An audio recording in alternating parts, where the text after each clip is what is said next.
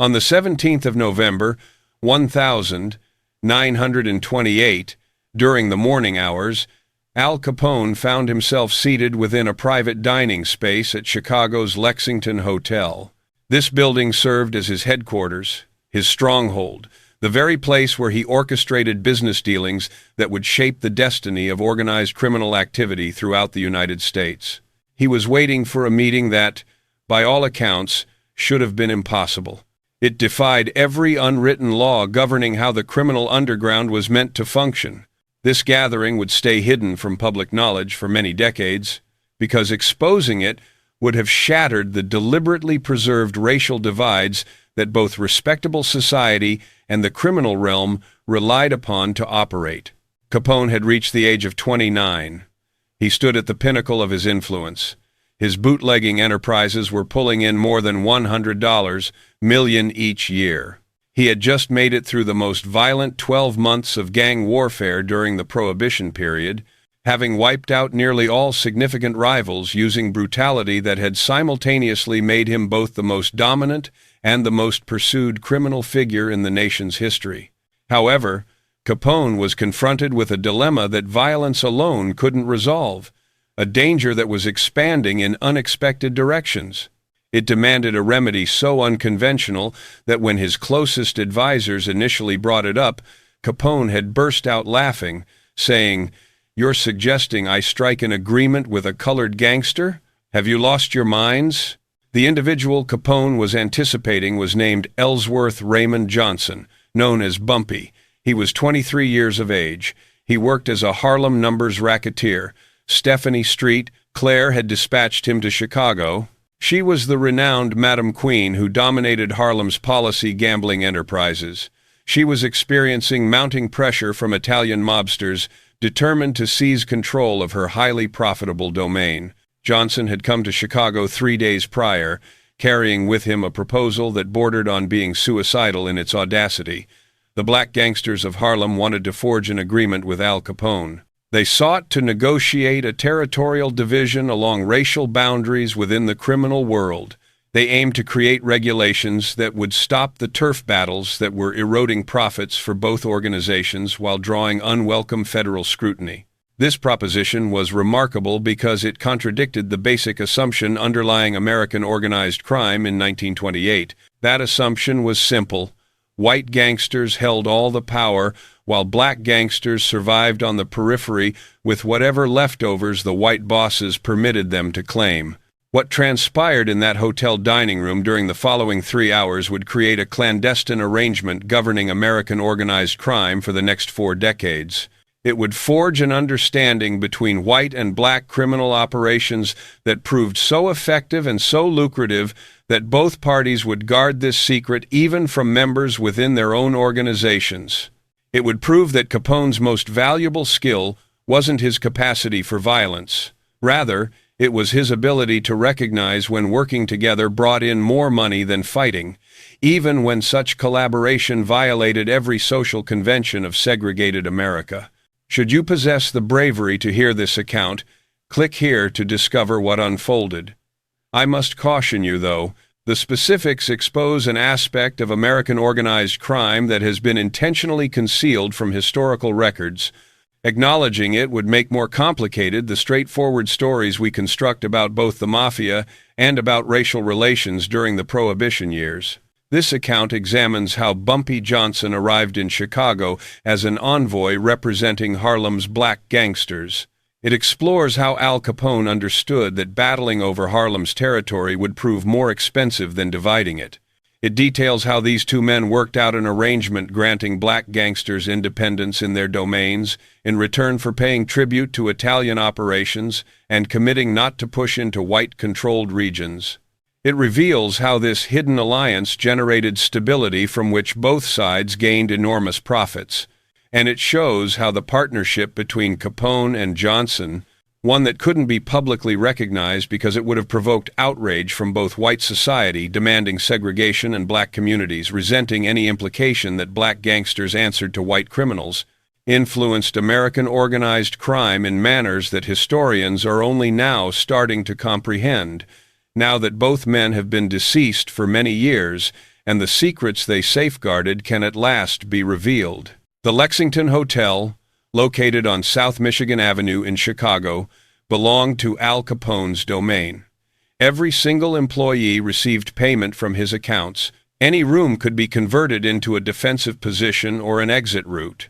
Every person entering the building was watched and assessed for potential threats. Security measures surrounding Capone had been strengthened following numerous assassination attempts throughout 1928. Rivals had attempted to eliminate him using explosives and firearms. Capone had discovered that being Chicago's most powerful gangster also rendered him its most hunted target. Therefore, when Bumpy Johnson entered the Lexington Hotel at precisely 9:47 inches the morning on November 17, 1928, he was undertaking an extraordinary gamble. Johnson was a black man stepping into a white gangster's fortress during an era when racial separation was absolute. During this time, most Chicago businesses refused to serve black patrons. Appearing at Al Capone's hotel without invitation would typically result in being assaulted or murdered rather than being given an audience. But Johnson wasn't there without invitation. He had been anticipated. He'd been granted safe conduct. Capone's representatives had informed him he could travel to Chicago to deliver his proposal. They had assured him he would be permitted to depart with his life intact, whether Capone accepted or turned down the arrangement. Two of Capone's bodyguards escorted Johnson through the hotel. They were large Italian men who remained silent. Yet they observed Johnson closely, searching for any indication he might be carrying weapons or plotting an assault. Johnson had undergone searches twice already. The first occurred when he had reached Chicago's Union Station 3 days earlier. The second happened when he stepped into the hotel entrance. He carried no weapons whatsoever. He wore a simple yet costly suit that identified him as someone possessing financial means. He maintained the composed demeanor of a man who recognized he was entirely at the mercy of people capable of killing him at any instant. Yet he believed the possible rewards made the danger worthwhile. The private dining space where Capone waited sat on the hotel's 4th level. It was decorated lavishly with mahogany furnishings and crystal light fixtures. Food had been arranged on a table. Italian cuisine, expensive wines, the sort of display that Capone employed to showcase his riches and his welcoming nature. Capone sat positioned at the table's head. He wore one of his trademark custom-tailored suits that cost more than what most men earned over the course of an entire year. Flanking him were two of his principal advisors, Jake Greasy Thumb Guzik, who served as Capone's financial administrator and the individual who managed the organization's connections with corrupt political figures and law enforcement, and Frank Nitti, Capone's enforcer and the individual who addressed problems requiring violence. "Mr. Johnson," Capone stated, rising to extend his hand. This gesture of respect startled Johnson. In 1928, most white men refused to shake hands with black men under any circumstances. "Welcome to Chicago. Please, have a seat. Eat. We're not conducting business while our stomachs are empty." Johnson seated himself with care, preserving the respectful yet not submissive bearing that was crucial for this encounter. He needed to demonstrate respect for Capone's authority without seeming weak. He needed to show that Harlem's black gangsters were serious operators deserving of negotiation rather than being dismissed as minor criminals who could be disregarded or destroyed. "Mr. Capone," Johnson started, his voice remaining steady despite understanding that the next several minutes would decide whether he exited this room alive or whether he became another corpse in the Chicago River. "I appreciate your willingness to meet with me. Madam Street. Claire extends her respects. She asked me to deliver a proposition that she believes will bring advantages to both your operation and ours." Capone poured wine. He offered a glass to Johnson. He smiled, not the genuine smile of someone greeting a friend. Rather, the calculating smile of a businessman evaluating a potential transaction. "I'm listening. But I have to be honest with you. When my people initially informed me that Harlem wanted to send someone for negotiations, I assumed it was a joke. You understand what you're requesting? You're asking me, Al Capone, who controls Chicago, who has agreements with every significant family from New York clear to Kansas City to forge a deal with colored gangsters. You comprehend how that appears? I understand precisely how it appears, Johnson responded, meeting Capone's eyes without looking away, refusing to back down. It appears like you're intelligent enough to understand when working together brings in more profit than fighting. It appears like you grasp that battling over Harlem is going to drain more money from you than you'll ever extract from seizing it. And it appears like you're the one boss in this nation who possesses the courage to do what makes business sense, even when it contradicts what everyone expects. The room fell completely silent. Guzik and Nitti stared at Johnson, seemingly shocked that this young black gangster was speaking so forthrightly to Al Capone, that he was challenging Capone instead of deferring to him. This was the moment when Johnson would either earn Capone's respect or would get himself eliminated for showing disrespect toward the most powerful gangster in America. Capone studied Johnson for several extended seconds. Then he released a laugh, a genuine laugh that dissolved the tension. I like you, Capone declared. You've got courage walking in here and addressing me like that. All right, Mr. Johnson. Tell me what Harlem's proposing, and more importantly, explain to me what Harlem believes I should gain from this arrangement. Because you're correct that fighting over Harlem would be costly. But you're mistaken if you think I'm unable to win that fight, so persuade me why I should forge a deal rather than simply taking what I desire. Johnson reached into his jacket pocket slowly.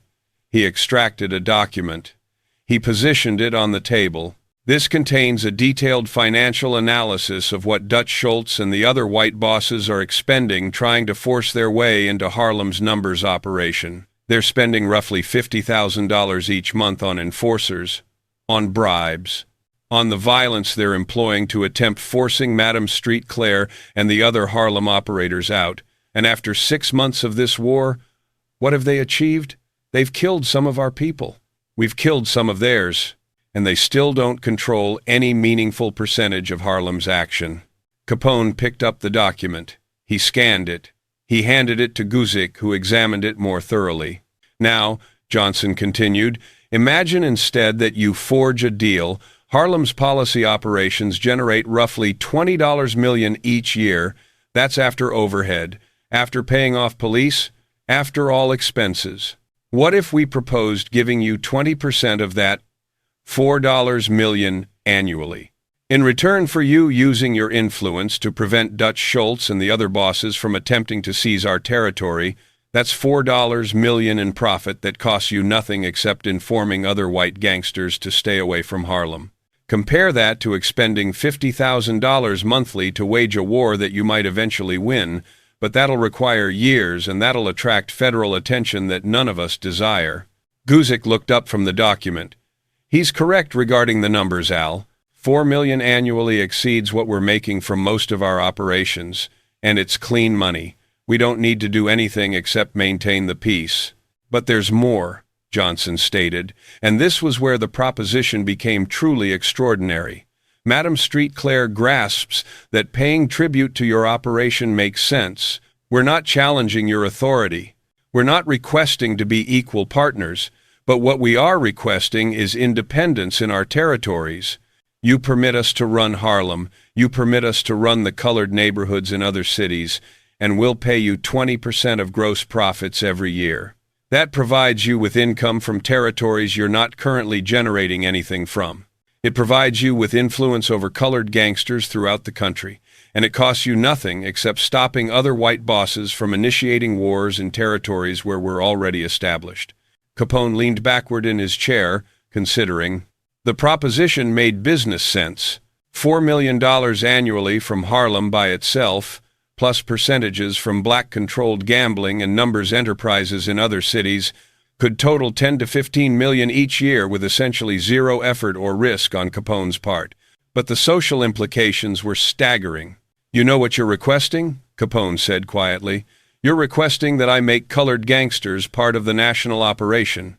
You're requesting that I inform every Italian boss in the country that they must respect agreements with black criminals, that they can't simply take what they want from colored neighborhoods. You're requesting that I change how the entire underworld operates. Yes, Johnson stated simply. That's precisely what we're requesting, and we're willing to pay for it. What occurred next was what made this meeting legendary. The twist that would remain concealed for decades. That would transform both men's lives, and that would alter the structure of American organized crime forever. Capone stood. He walked to the window overlooking Michigan Avenue. He remained silent for nearly a full minute while everyone in the room waited to witness whether he'd accept or reject the proposition. Then Capone turned back to face Johnson. He said something that shocked everyone in the room. I accept your arrangement, but not for the reasons you're thinking. I'm not accepting because the money makes sense, though it does. I'm accepting because I've been contemplating for months the same thing you're proposing. And you appearing here informs me that the smartest colored gangsters in the country are thinking the same way I am. And when intelligent people on opposite sides of a conflict reach the same conclusion independently, that means the conclusion is likely correct. Johnson stared at Capone, not comprehending.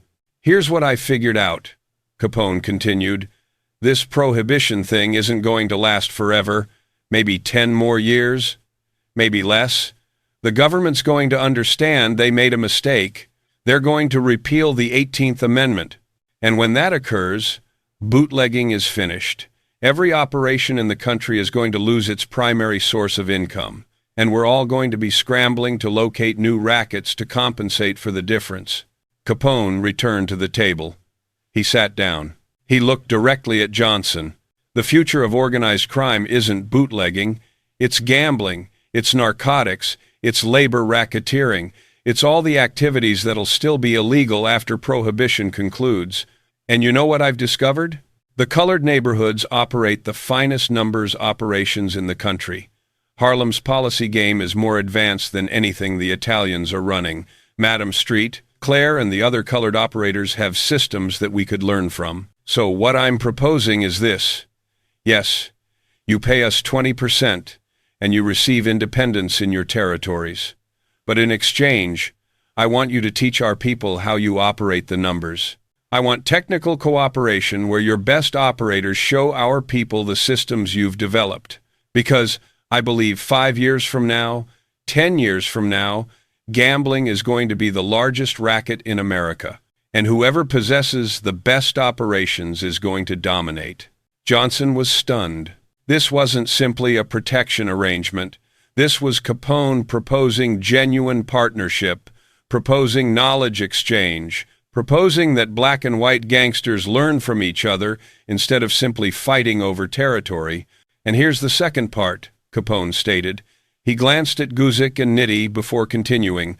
I know you came here expecting that I might agree to let Harlem operate independently, but what you didn't anticipate is that I've already been having the same conversation with colored gangsters in Detroit, in Street Louis, in Baltimore. They've been reaching out to my people, requesting the same thing you're requesting, independence in their territories in return for paying tribute, and I've been thinking this is the intelligent move.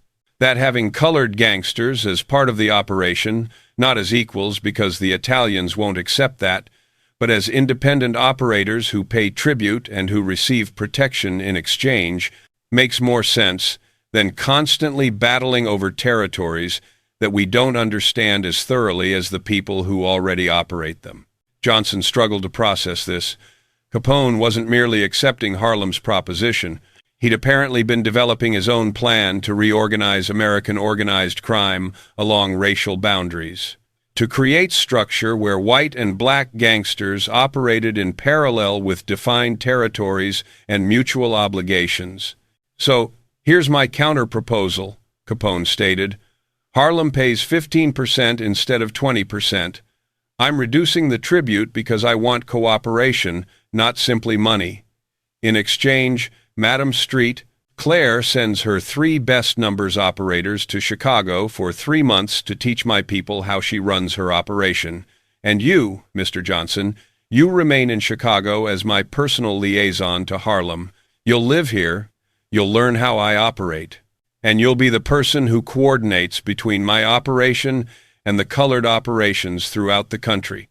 We're going to build something new here, a national structure where everybody has their territory, where everybody pays their tribute, where everybody respects the agreements, and where we all make more money than we're making fighting each other." The room was silent again.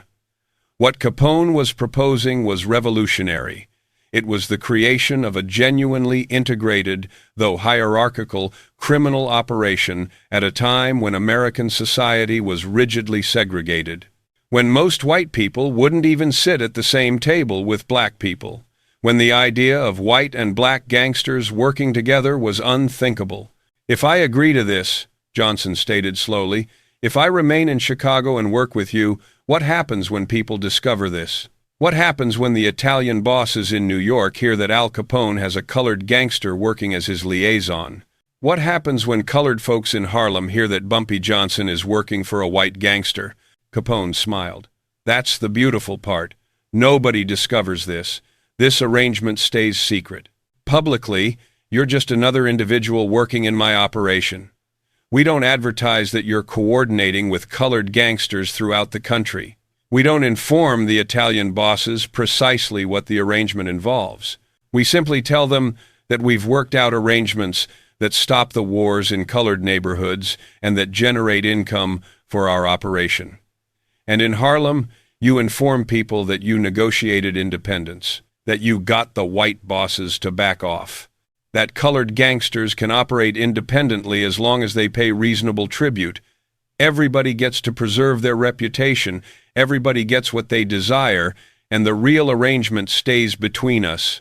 Johnson looked at Capone, at Guzik, at Nitti, understanding that he was being offered something extraordinary, the opportunity to help shape national organized crime policy, to protect black gangsters throughout the country from being destroyed by white mobs, to build something that could outlast prohibition and could provide structure for decades. "I need to speak with Madame Street Claire," Johnson stated. "This is bigger than what she sent me here to negotiate. I need her approval before I can agree to remain in Chicago." "Of course," Capone stated. "Call her. We'll provide you privacy." "But Mr. Johnson, you tell Madame Street Claire this. Al Capone is offering partnership, not simply protection. We're offering to build something together that's bigger than Harlem, bigger than Chicago, something that can make all of us wealthier and safer than we are now. And you tell her that this offer is valid for 1 week. After that, I go back to letting Dutch Schultz and the others fight over Harlem, and we observe who wins. Because I can wait. I've got time and money. But Harlem doesn't have time, so she needs to decide quickly." The stakes in the Capone-Johnson negotiation extended far beyond the immediate question of who would control Harlem's gambling enterprises. At issue was the fundamental structure of American organized crime, whether it would remain fragmented along racial and ethnic boundaries with constant violence, or whether it could be reorganized into a more stable and more profitable arrangement that acknowledged racial boundaries but created mechanisms for cooperation across those boundaries. The business implications, the financial stakes, were enormous. Harlem's policy operations generated roughly $20 million annually in the late 1920s, making the neighborhood's numbers racket more profitable than many legitimate businesses, making it territory worth fighting for, but also making it expensive to conquer through violence. The cost of violence was escalating. Dutch Schultz and other white gangsters were expending hundreds of thousands of dollars monthly on the war for Harlem. We're losing men. We're attracting police attention. And we're making minimal progress toward actually controlling the territory. The alternative revenue source that Capone proposed, receiving 15 to 20% of black-controlled gambling operations throughout the country, could generate 10 to 15 million annually with minimal cost or risk, providing stable income that would continue even after Prohibition concluded. The knowledge transfer regarding numbers operations could improve Italian gangsters' gambling rackets, making them more efficient and more profitable, potentially generating additional millions in revenue from improved operations in Italian-controlled territories. From a pure business perspective, Capone's proposal made enormous sense. More money, less violence, more stability, better long-term prospects. But the social implications were staggering. Racial segregation was absolute. In 1928 America, most white people refused even basic social equality with black people, wouldn't eat at the same tables, wouldn't use the same facilities, wouldn't accept black people as anything approaching equals in any sphere of life. The criminal underworld reflected this segregation. White gangsters controlled the most profitable rackets, controlled relationships with corrupt politicians and police, controlled the national criminal networks, while black gangsters operated in the margins with whatever territory white gangsters didn't want or couldn't effectively control. What Capone was proposing violated these norms, treating black gangsters as independent operators worthy of negotiating with, incorporating them into the national criminal operation, creating arrangements that acknowledge their effectiveness and their right to control their own territories. The backlash risk was severe. If other Italian bosses learned that Capone was making deals with black gangsters, that he was treating them as partners rather than as subordinates to be destroyed, they might view Capone as weak, might challenge his leadership, might refuse to honor agreements he'd made. The political risk was equally severe.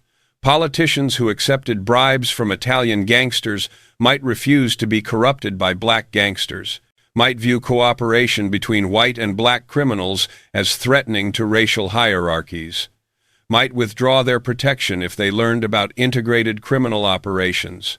This meant that the arrangement, if it was to function, had to remain secret, had to be known only to the top leadership of both white and black criminal organizations, had to be maintained through informal understandings rather than through public declarations, had to preserve the appearance of racial segregation even while creating practical cooperation. The power dynamics.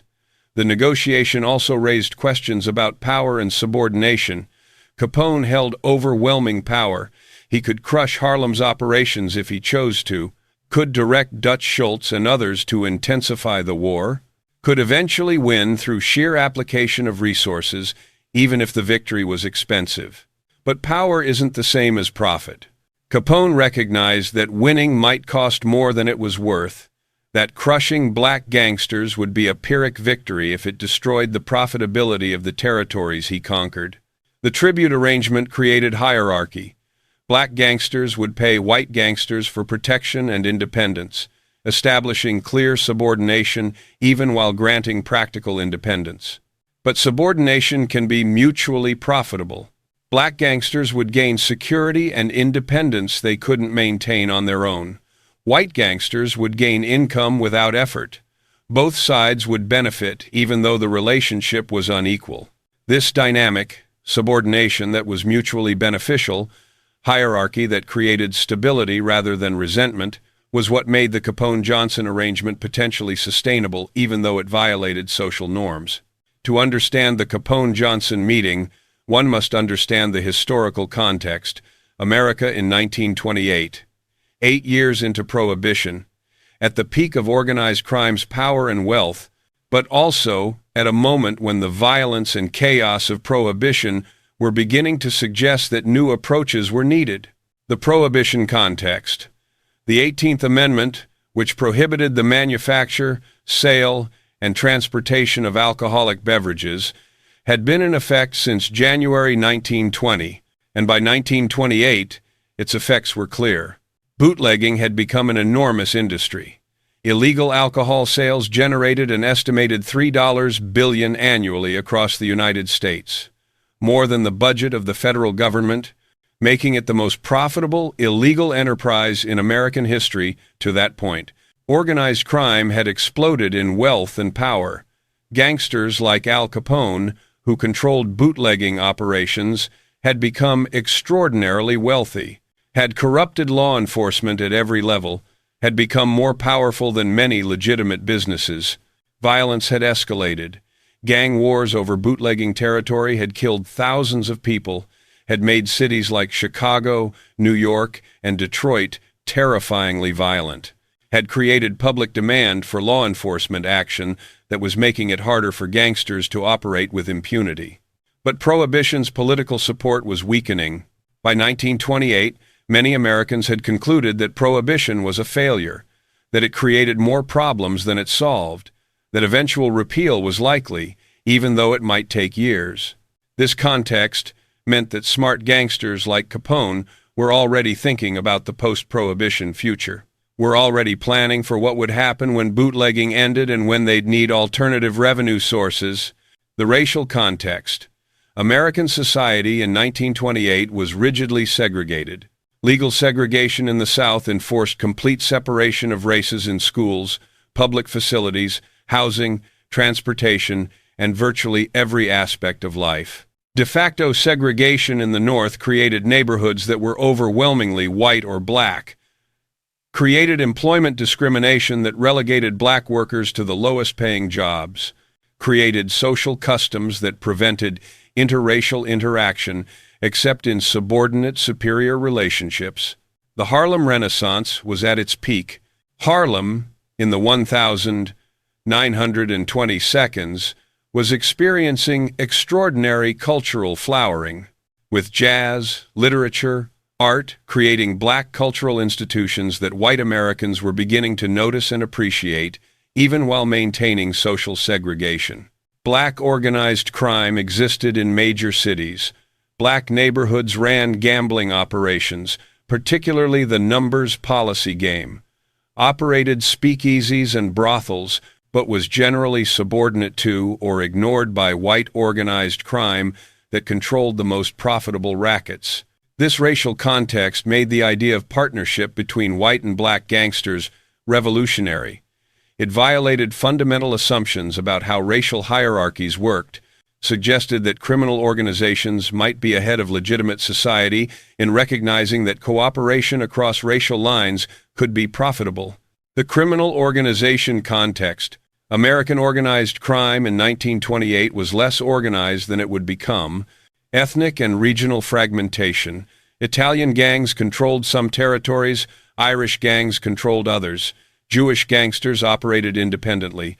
Polish and other ethnic criminals had their own organizations, creating a patchwork rather than coordinated national structure. Constant violence. Without national coordination, territorial disputes were resolved through violence, creating instability that harmed everyone's profits and that attracted law enforcement attention. Inefficiency.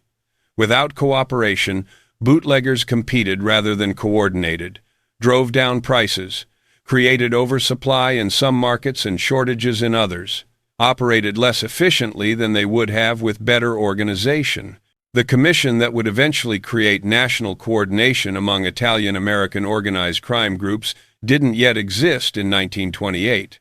It would be established in 1931, after Lucky Luciano eliminated the old-school mustache Patesse, who resisted cooperation with other ethnic groups and who opposed modernization of criminal enterprises. This meant that Capone's proposal to create coordinated arrangements with black gangsters was actually ahead of its time, was proposing the kind of territorial organization and cooperation that the Commission would later create among Italian groups, but was extending it across racial lines in ways that the Commission never would. After Bumpy Johnson called Stephanie Street Clare from the Lexington Hotel to explain Capone's counter-proposal. After Street Clare considered the offer and gave Johnson authority to accept on Harlem's behalf, the real work of building the arrangement began. The structure. Over the next several days, Capone, Johnson, Guzik, and Nitti worked out the detailed structure. Territory. Black gangsters would have exclusive control over gambling, prostitution, and other rackets in predominantly black neighborhoods across the United States. White gangsters would agree not to compete in these territories, would not attempt to muscle in on established black operations, would respect the territorial boundaries. Tribute. Black gangsters would pay 15% of gross profits from gambling and numbers operations to Capone's operation, and later, after the commission was established, to the appropriate Italian family in each city. This tribute would be paid quarterly, would be enforced through the threat that failure to pay would result in loss of protection and in white gangsters being allowed to move into black territories. Protection. In exchange for tribute, Capone's operation would prevent other white gangsters from attacking black operations, would use its political connections to ensure that police raids on black gambling operations would be minimal or coordinated in advance to allow operators to avoid arrests, would provide backing if black gangsters faced challenges from competitors or from law enforcement. Knowledge sharing. As Capone had proposed, there would be technical cooperation where black numbers operators would teach Italian gangsters the sophisticated systems that had been developed in Harlem, and where both sides would share information about law enforcement activities, about corrupt officials who could be bribed, about opportunities for expansion. Dispute resolution. A mechanism would be created for resolving disputes between black and white gangsters. Bumpy Johnson, operating from Chicago, would serve as liaison and arbiter, would coordinate between Capone's operation and black gangsters in various cities, would work to resolve conflicts before they escalated to violence. Secrecy. The arrangement would be kept secret from the public, from most members of both black and white criminal organizations, and would be known only to top leadership who needed to know in order to enforce the agreements. This structure was sophisticated, more sophisticated than most legitimate business arrangements in 1928, and demonstrated that Capone was serious about creating a sustainable operation rather than just extracting short-term tribute. The challenges. Implementing the arrangement faced several major challenges. Convincing other white gangsters. Capone needed to convince Italian bosses in New York, in Detroit, in other major cities, that the arrangement made business sense, that respecting black territories and accepting tribute was more profitable than trying to take over those territories through violence. This required Capone to use his prestige and his influence. He was the most successful gangster in America in 1928, was widely admired for his business acumen, and could argue credibly that his Chicago operations proved that cooperation was more profitable than constant warfare. Convincing black gangsters. Bumpy Johnson and Stephanie Street. Claire needed to convince black operators in other cities that paying tribute to white gangsters was an acceptable price for independence and protection, that the arrangement wouldn't just be another form of exploitation. This required demonstrating that the arrangement provided real benefits, that police raids decreased, that white gangsters actually stayed out of black territories, that disputes were resolved fairly, that the tribute payments resulted in genuine protection rather than just being extortion. Maintaining secrecy. The arrangement had to remain secret enough that it wouldn't provoke backlash from white society that would view cooperation between white and black criminals as threatening, but had to be known widely enough within criminal organizations that people would actually follow the rules. This required careful management of information. Top leaders knew the details. Mid-level operators knew only that there were arrangements that needed to be respected. Street-level criminals knew only that certain territories were off-limits without understanding why. Preventing defections. Both sides needed to prevent individual gangsters from violating the agreement. White gangsters who thought they could make quick money by muscling into black territories. Black gangsters who thought they could avoid paying tribute and wouldn't face consequences. This required enforcement mechanisms. Violators would be punished by their own organizations rather than by the other side, preventing violations from escalating into inter-organizational conflicts. The implementation. Through late 1928 and into 1929, the arrangement was implemented. Bumpy Johnson remained in Chicago for over a year, living in a safe house provided by Capone's operation, meeting regularly with Capone and his advisors, coordinating with black gangsters in New York, Detroit, Baltimore, St. Louis, and other cities. Stephanie Street Claire sent 3 of her best numbers operators to Chicago to teach Capone's people the sophisticated systems Harlem had developed. The betting slips, the pickup systems, the calculation methods, the payout structures that made Harlem's policy game so successful. Tribute payments began. Harlem's operations paid their first quarterly tribute in early 1929, approximately $750,000, representing 15% of $5 million in quarterly gross profits.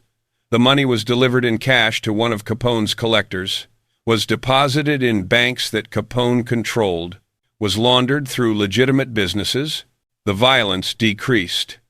Dutch Schultz and other white gangsters who'd been fighting for control of Harlem were informed through channels that aren't entirely clear historically.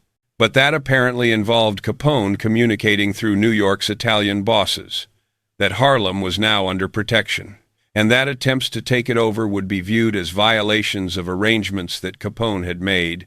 Schultz backed off, recognizing that fighting Capone's protected territories wasn't worth the cost. The system expanded. Black gangsters in other cities learned about the Harlem arrangement, reached out to Bumpy Johnson to negotiate similar deals for their territories. And gradually, a network of protected black gambling operations was established across major American cities. By mid-1929, the Capone-Johnson arrangement was functioning smoothly, was generating millions in tribute for Capone's operation while providing stability and independence for black gangsters, and was demonstrating that cooperation across racial lines could work even in an era of rigid segregation.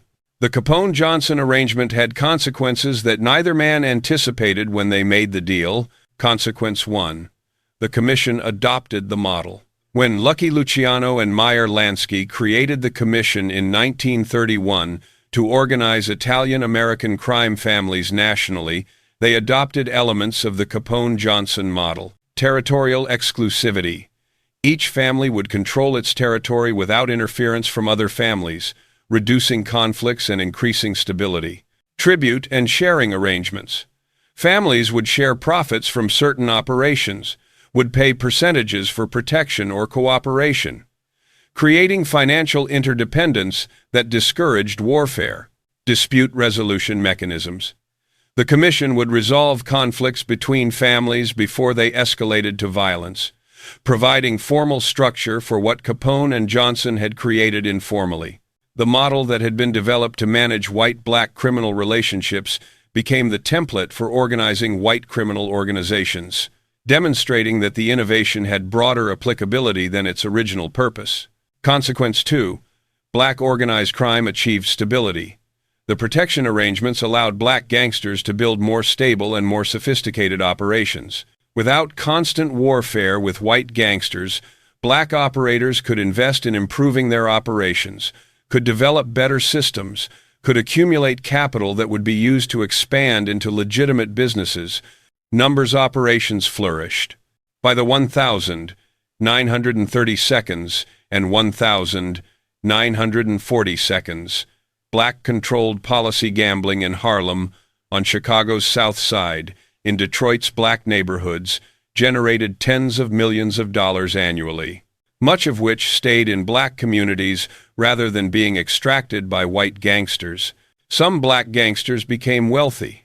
Figures like Stephanie Street Claire, Bumpy Johnson himself, and others accumulated significant wealth that they used to support black businesses, to provide loans that black people couldn't get from white-controlled banks, to create economic infrastructure in black communities. The arrangement that had started as tribute to white gangsters evolved into a mechanism that allowed black economic development in areas where legitimate economic opportunities were severely limited by discrimination. Consequence 3.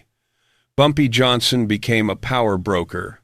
Bumpy Johnson's role as liaison between white and black criminal organizations made him one of the most powerful black gangsters in America. He knew both worlds, understood how Italian gangsters operated, understood the concerns and opportunities of black gangsters, could navigate between the two worlds in ways that few other people could. He had Capone's backing, and later, after Capone's imprisonment, had backing from the Commission. This protection made Johnson almost untouchable, gave him authority to resolve disputes, made him essential to maintaining the arrangement. He became a mentor. Younger black gangsters learned from Johnson how to operate within the system, how to navigate relationships with white organized crime, how to build operations that were profitable but that didn't threaten the territorial arrangements. When Bumpy Johnson eventually returned to Harlem in the 1,932nd after Capone's imprisonment, He became one of the most powerful and most respected figures in Harlem's underworld, ruling for decades until his death in 1968. His power built fundamentally on the relationship he'd established with Al Capone in 1928. Consequence 4. The secret remained protected. Perhaps most remarkably, the details of the Capone-Johnson arrangement remained secret for decades. Neither man publicized it. Capone never spoke publicly about making deals with black gangsters. Johnson never claimed credit for negotiating the arrangement. Both men understanding that revealing it would harm both sides. The commission protected the secret. When the commission was established, the territorial arrangements with black gangsters were incorporated into the commission's rules. But the history of how those arrangements developed was not widely discussed. Historians missed it. For decades, organized crime historians focused on Italian-American crime families, largely ignored black organized crime, and didn't recognize that there had been formal, though secret, cooperation between white and black criminals dating back to the Prohibition era. Only recently, as historians have examined black organized crime more carefully, as they've analyzed financial records and interviewed the few surviving participants, has the extent of the Capone-Johnson arrangement become clear, revealing a chapter of American crime history that was deliberately hidden. Al Capone's conviction for tax evasion in 1931 and his subsequent imprisonment could have destroyed the arrangement, but instead it was absorbed into the commission's structure. The transition. When Capone went to federal prison in 1931, Frank Nitti took over the Chicago outfit and maintained the arrangements with black gangsters that Capone had established. Bumpy Johnson continued serving as liaison, but now coordinated with Nitti rather than with Capone directly. When the commission was established in 1931, the territorial arrangements with black gangsters were incorporated into the commission's national organization. Each commission family would collect tribute from black gambling operations in their territories, would provide protection, would respect the boundaries that had been established. The persistence. The arrangement proved remarkably durable. Through the 1,930 seconds and 1,940 seconds, black gambling operations continued paying tribute to commission families, continued receiving protection, continued operating with substantial independence in their territories.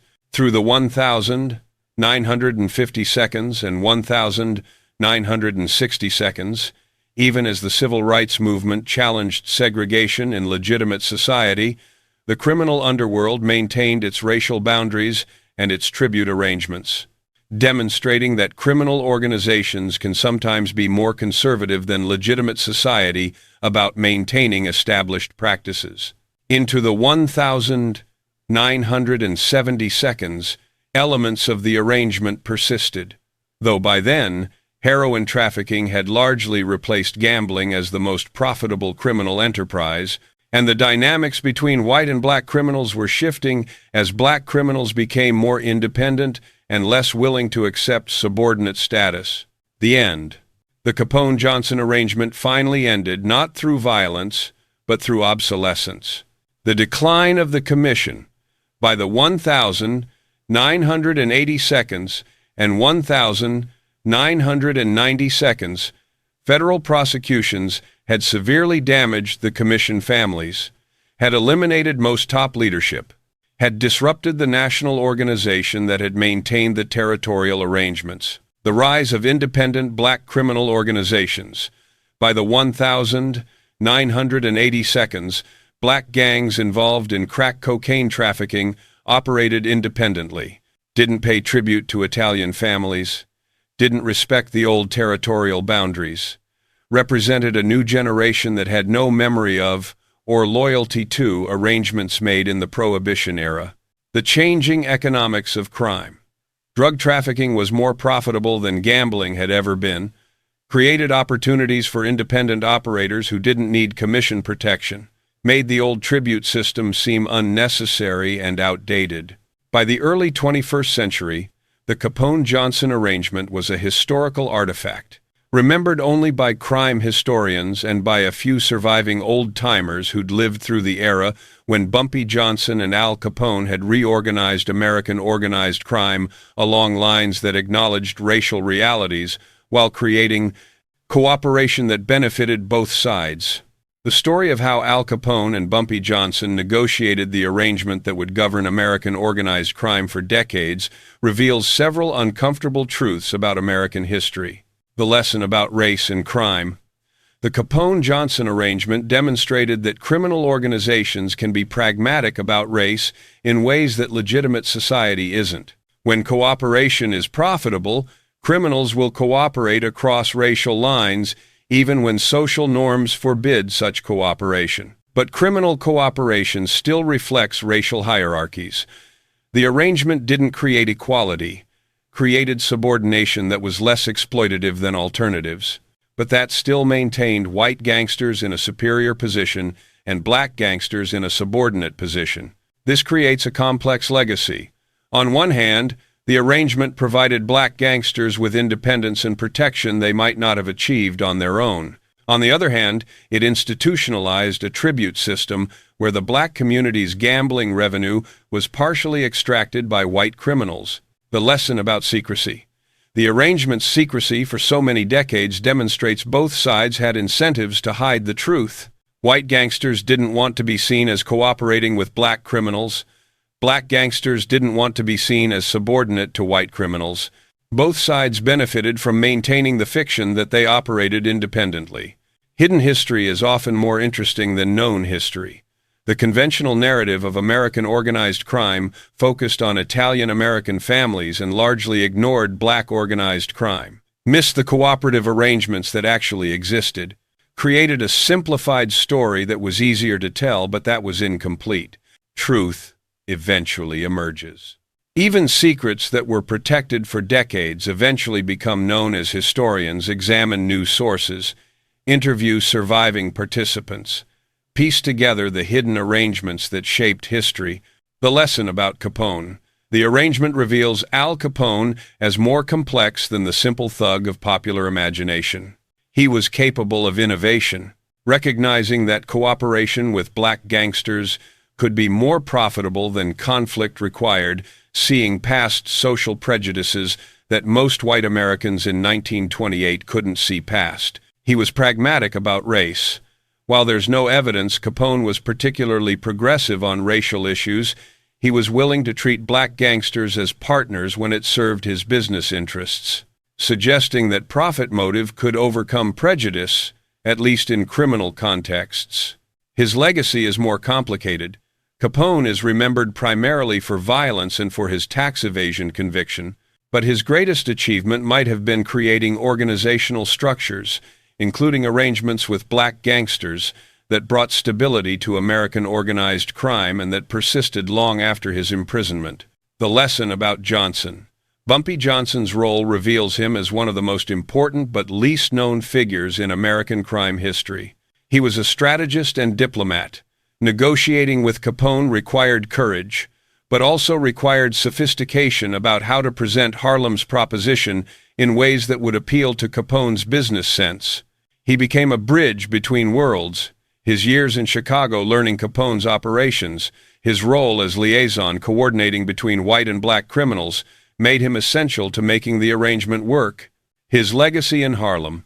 When Johnson returned to Harlem and ruled its underworld for decades, his power was based fundamentally on the relationships he'd built with white organized crime, on the protection those relationships provided, demonstrating that success in the criminal underworld required navigation skills as much as violence.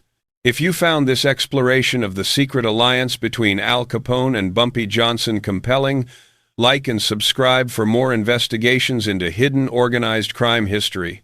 Share this with anyone interested in the Prohibition era, in the relationship between race and organized crime, or in understanding how criminal organizations actually operated rather than how popular culture portrays them.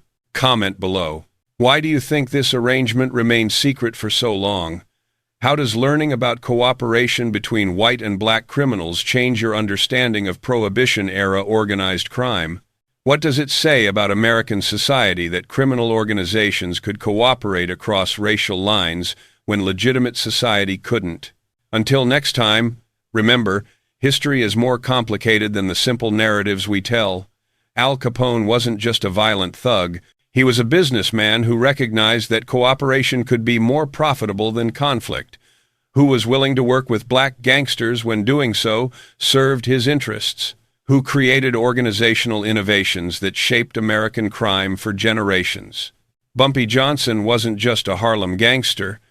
He was a negotiator who secured independence for black criminals across America, who built relationships with white organized crime that provided protection and stability, who became one of the most powerful crime figures of the 20th century despite operating in an era of rigid racial segregation. Their secret alliance, negotiated in a hotel dining room in Chicago in 1928, reorganized American organized crime in ways that historians are only now beginning to understand, created arrangements that persisted for decades, and demonstrated that when money is at stake, people will find ways to cooperate even across the deepest social divides.